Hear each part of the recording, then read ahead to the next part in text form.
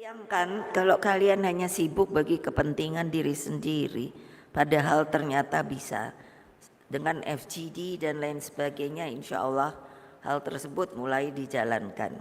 Tidak terbayangkan kalau Bali itu isinya hanya untuk tourism. Yang saya bilang, saya maksud tanah itu lalu semua sawah yang subur dan lain sebagainya dikonversi, digantikan hanya untuk kepentingan tourism. Itu lalu rakyatnya punya apa ya? Coba pikirkan. Kalian ini adalah pemimpin di daerah, jangan lupa loh.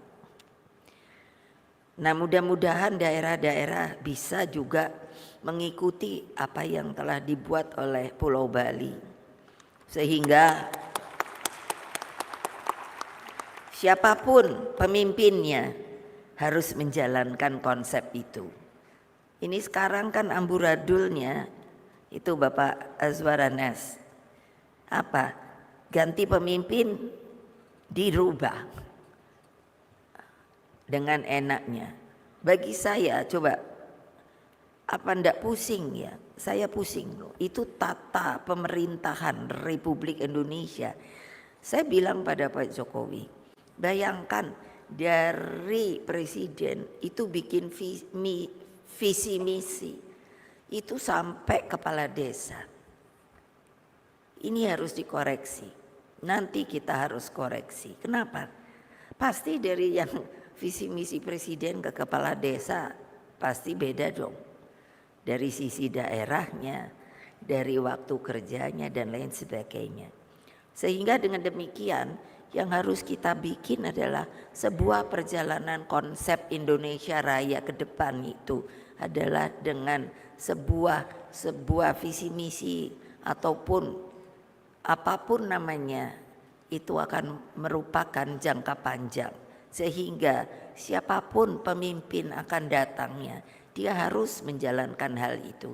Sehingga dengan demikian kita itu menurut saya yang diinginkan oleh Bapak Bangsa Bung Karno, yang namanya keadilan dan yang namanya Indonesia itu bisa berkeadilan dan makmur, itu bukan angan-angan, bukan ilusi. Itu adalah sebuah kebenaran, kecuali tidak dilakukan oleh kalian. Jadi politik itu bukan hanya menampakkan wajah mobilisasi. Bayangkan, saya suka lihat kan, wah orangnya banyak. Tapi terus saya pikir itu namanya mobilisasi. Apa kalau mobilisasi?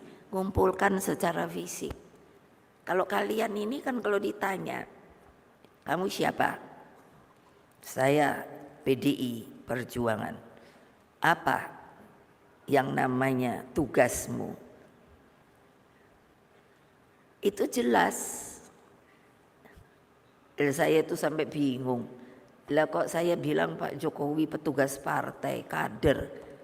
Loh kok saya diomongkan yang namanya katanya terlalu sombong. Itu adalah ADART di partai kita. Saya pun petugas partai loh. Ditugasi oleh kongres partai untuk menjadi dipilih oleh kalian untuk bertanggung jawab sebagai ketua umum. Saya pun kader. Tidak mungkin orang lain itu tiba-tiba bisa jadi ketua umum. Karena terus siapa yang mau milih kalau tiba-tiba orang luar yang dipilih itu, dan itu melanggar ADART. Nah bayangkan kok kita tidak diberi kesempatan untuk menerangkan hal ini. Jadi padahal dengan demikian sering kontradiktif. Ada yang mengatakan presiden itu dipilih oleh rakyat. Iya betul, tapi kalau tidak ada organisasi partai politiknya yang memberikan nama, itu kan sudah mekanismenya begitu untuk dipilih. Nah sekarang aja calon ada 3, itu kan diberi nama oleh partai lain-lain. Jadi harus ditata pikiran kita. bahwa itu sebetulnya bukan sebuah hal yang benar. Nah, dengan demikian maka watak itu bergeraknya hanya di tingkat atas, elitis. Maka watak demokrasi pemberdayaan dengan turun ke bawah yang saya katakan tadi bisa semakin hilang. Kejadian ini muncul tadi seperti konflik agraria.